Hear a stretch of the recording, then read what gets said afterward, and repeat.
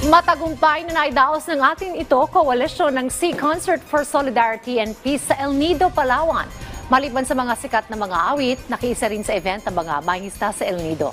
Si Rod Lagusad sa report. Nagtapos sa fireworks display ang Sen of Concert ng atin ito coalition sa El Nido, Palawan. Matagumpay na naidaos ng grupo ang concert habang sakay ng TS Kapitan Felix Oca.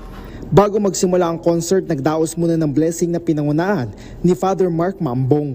Nakiisa sa concert ang mga mangingisda mula sa El Nido na nagsilapitan sa barko. Isa na dito si Tatay Ricardo na presidente ng isang Fisher Folk Association sa bayan. Napaka-importante po itong pagsali namin dito bilang pag-iisa sa programa ito, bilang atin ito, at talagang ipinagmalaki namin na itong West Philippines ay sakop ng Pilipinas. Kahit sila ay nangingisda sa bahagi ng El Nido, nakikisa sila sa mga kapwa nilang mangingisda na naaapektuhan ng sitwasyon. Kita naman sa mga dumalong mangingisda na nag-enjoy sila sa programa. Unang nagtangalay ang grupong Moro Beats kung saan kasama sa kanilang naging performance ay ang kanilang kantang teritoryo.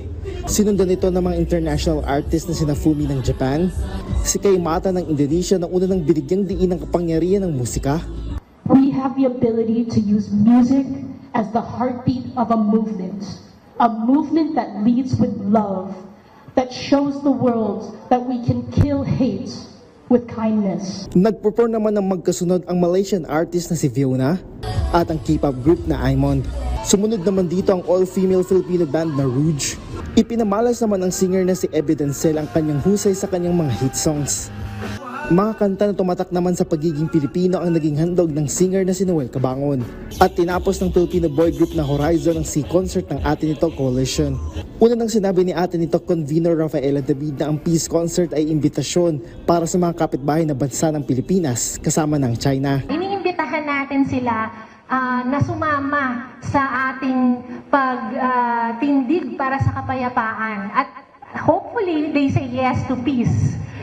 Ang kalungkutan nga lang namin ay parang ang sinagot ay yung pang water cannon pa dun sa mga Philippine vessels. But hopefully they heed our invitation for peace. Matapos ang naging concert sa El Nido, Palawan, magtutungo naman ang grupo sa bahagi ng Pag-asa Island para sa isa pang concert na siyang pagpapakita ng pag-iit sa karapatan ng Pilipinas sa West Philippine Sea. Rod Lagusad para sa Pambansang TV sa Bagong Pilipinas.